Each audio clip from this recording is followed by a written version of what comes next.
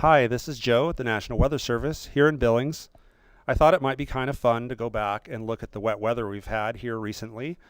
As we all know, it's been a wet year so far. It's been a wet spring. But I wanted to look at the period from June 15th through 24th. We had a lot of precipitation over those 10 days. And just wanted to show you a couple things that you might find interesting about the weather pattern we've seen here just recently. So let's take a look.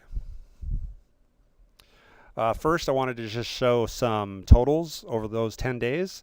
And I have here our main airport sites and a few sites that we have co-op observers at, Broadus, Roundup, and Red Lodge. Rainfall totals in excess of 2 and 3 inches. Broadus and Roundup in excess of 3.5 inches. Those are big numbers for 10 days. Sheridan, a little bit less than an inch, which is the lowest of all the sites I chose, but notice that it's still above normal. And I should also point out that Sheridan did see measurable rain on 9 of those 10 days, so it has been quite wet there as well. Differences, as you can see, difference between observed and normal were in excess of 2 inches at most locations. And percent of normals are just through the roof here. Billings, 474% of normal. Roundup 553% of normal over these 10 days. Of course, we have had impacts in the form of river flooding, in particular on the Musselshell River, parts of the Yellowstone and Clark's Fork rivers. A lot of rainfall. The rivers have already been running high due to the mountain snow melt, and as I said, it's been a wet spring, so it didn't take too much rain to cause more problems with the rivers being as high as they've been. Otherwise, a couple things to point out. Billings had 9 consecutive days with measurable rain. That's the third most on record and the longest stretch since the 1930s.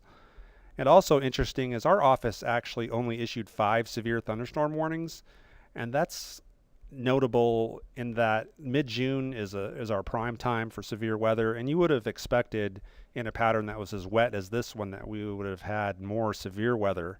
But we really did not. We had just issued those 5 severe storms, and we were dealing with mainly heavy rain during this time. So you might be wondering why it's been so wet. So I kind of wanted to address that.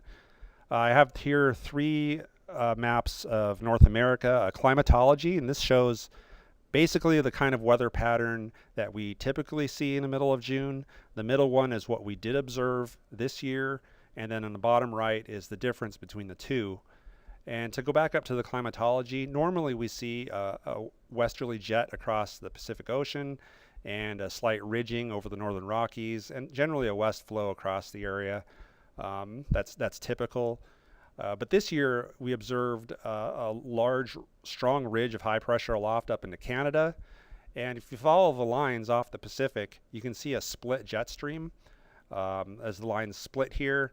And with the ridge up to our north in Canada and very warm up there, we did have an area of low pressure that was persistent over the Northern Rockies.